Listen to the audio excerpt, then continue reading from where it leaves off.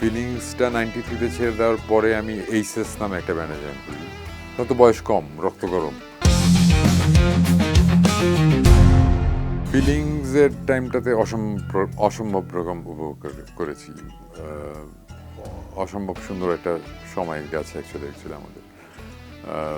James ভাই, ফান্টি ভাই, এরা দুজন প্রচণ্ড ফ্রেন্ডলি ছিল। আমি ওদের চেয়ে বয়স অনেক ছোট ছিলাম, কিন্তু কখনোই সেটা তারা অ্যাকচুয়ালি আমাকে বুঝতে দেয় নাই।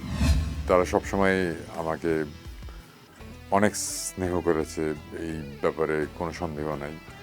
আমাকে এনকারেজ করেছে। আমি actually metal music, metal background থেকে এসেছিলাম, কিন্তু ফিলিংসে অ্যাকচুয়ালি ব্লুজি টাইপ গান হতো।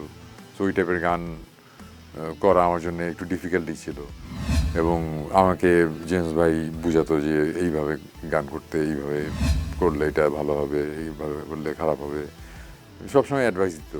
এবং আমরা অ্যাকচুয়ালি একসাথে যখন আড্ডা দিতাম, তখন মনে হতো না যে আমি একটা এসএসসি পাস করে একটা ছেলে, মনে হতো যে ফ্রেন্ডরা মিলে সবাই আড্ডা দিচ্ছি, সারাক্ষণ আড্ডাবাজি চলতেছে, মিউজিক চলতেছে। মানে খুবই সুন্দর একটা সময় গেছে ফিলিংসে থাকার সময়। ইন্টারেস্টিং ব্যাপার হচ্ছে, ফিলিংসে আমি 90 থেকে 93 পর্যন্ত ছিলাম। ওই সময়টায় কোনো অ্যালবাম বের হয়নি, সো কোনো অ্যালবামে আমার গান নাই। বাট আমি জেল থেকে বলছি সময় আমরা 3টা গান রেকর্ডিং করেছিলাম।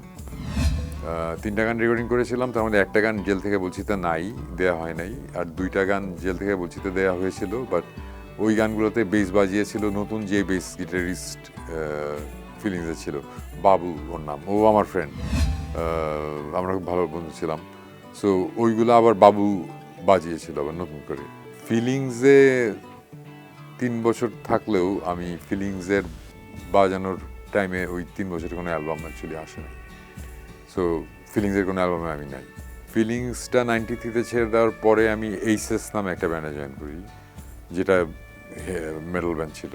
ফিলিংস ছাড়ার কারণটাই ছিল ওইটা, যে আমি ব্লুজ টুজ বেশ 3 বছর বাজিয়েছি। তারপরে একটা সময়, তখন তো বয়স কম, রক্ত গরম, যে আমার মেটাল বাজিতে হবে। সো তারপরে যেই কারণে ফিলিংস ছেড়ে এইচএসে জয়েন করা। তখন 4টা ব্যান্ডই ছিল মেইন স্ট্রিম মেটাল ব্যান্ড, সেটা হচ্ছে ওয়ারফেস, রকস্টাটা, ইন ঢাকা, এইচএস। এই 4টা ব্যান্ডই রুল করতো আর কি। সো এইচএসে তখন আমি বেস গিটারিস্ট হিসেবে জয়েন করেছিলাম। বেশ কিছু কাজও করেছিলাম, কিন্তু অ্যালবামের কাজ করছিলাম, কিন্তু অ্যালবামটা শেষ আর বের হয় নাই। 1996 সালে টিপু ভাই একদিন আমাকে কল দেয়। সো টিপু ভাই একদিন আমাকে কল দিয়ে বলে যে শোন, তুমি কি ফ্রি আছো, এখন কি করতেছো? আমি বললাম যে আমার বাইরে চলে যাওয়ার কথা পড়তে, বাট যাবো নাকি শিওর না, নাও যেতে পারি, এরকম একটা ব্যাপার আছে। পরে বললো যে বাইরে যদি না যাও তাহলে ওয়ারফেসে জয়েন করবো নাকি। এর আগে ওয়ারফেসে আমি বাজিয়েছি, ওয়ারফেসে বাজানোর হিস্ট্রি আমার আছে। এর আগে বাবনা ভাই তার পড়াশোনা নিয়ে বিজি ছিল দেখে আমি ওয়ারফেসের সাথে প্র্যাকটিস করেছি 1 মাস টানা। সো ওয়ারফেসের সাথে বাজানোর আমার অভিজ্ঞতা ছিল আর কি আগের থেকে আমরা খুব ফ্রেন্ডলি। মানে আমি তো ওই সার্কেলেরই ছিলাম, Rockstar, Warfaze, in Dhaka, HS. So আমরা সব সময় একসাথে ঘোরাঘুরি করতাম, আড্ডা বাজিয়ে দিতাম। সো তখন বললাম যে হ্যাঁ, ডেফিনেটলি বাজাবো যদি না যাই, এবং আমার যাওয়া হয়নি। তারপর টিউবারে বললাম যে টিউবাই যেতেছি না, বাজাবো। তো 96-এ ওয়ারফেসে জয়েন করলাম। এইভাবেই আমার ওয়ারফেসে জয়েন করা হয় আর কি।